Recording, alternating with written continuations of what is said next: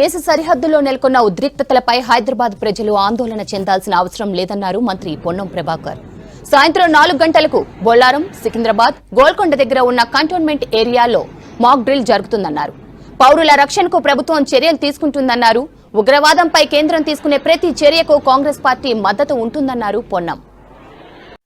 భారతదేశ సరిహద్దులో జరుగుతున్నటువంటి పరిస్థితుల దృష్ట్యా హైదరాబాద్ నగర ప్రజలు ఎటువంటి ఆందోళన చెందే అవసరం లేదు. తెలంగాణ రాష్ట్ర ప్రభుత్వం ముఖ్యమంత్రి గారి పక్షాన అన్ని రకాల చర్యలు తీసుకోవడానికి పోలీసు అధికారులు అప్రమత్తంగా ఉన్నారు.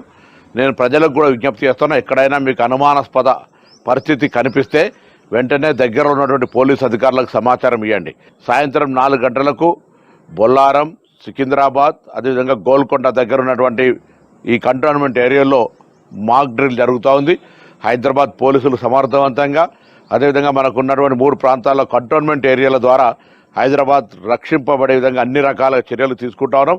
ప్రభుత్వం ప్రతి క్షణమును నిశ్చితంగా పరిశీలిస్తూ ఉంది.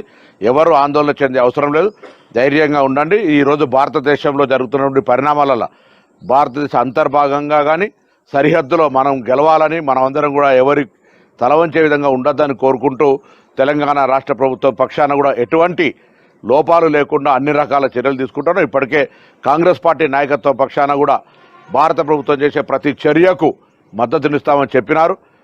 కేంద్ర ప్రభుత్వం ఇటువంటి సంఘటనల సరిహద్దు భద్రతకు సంబంధించి, అంతర్గత భద్రతకు సంబంధించి కూడా కఠినంగా వ్యవహారం చేయాలని కూడా కాంగ్రెస్ పార్టీ తీర్మానం చేసినటువంటి సందర్భంగా తెలంగాణ రాష్ట్ర ప్రభుత్వం రేవంత్ రెడ్డి గారి నాయకత్వంలో ఎక్కడ కూడా ఇప్పుడే సిపి హైదరాబాద్ ఆనంద్ గారితో, సివి ఆనంద్ గారితో, జిల్లా కలెక్టర్ గారితో అందరితో కూడా ఎప్పటికప్పుడు సమీక్షించుకుంటాను. ఎటువంటి విపత్కర పరిస్థితుల్లో ప్రజలకు ఇబ్బందులు లేకుండా చూసుకునే బాధ్యత తెలంగాణ ప్రభుత్వం. ప్రజల భాగస్వామ్యం కూడా అవసరం. ఎక్కడైనా అటువంటి పరిస్థితి ఉంటే దయచేసి అప్రమత్తంగా ఉంటూ సమాచారాన్ని చేరవేయాల్సిందిగా ఈ హైదరాబాద్ ఇన్ఛార్జ్ మంత్రి అందరికీ విజ్ఞప్తి చేస్తా ఉన్నాను.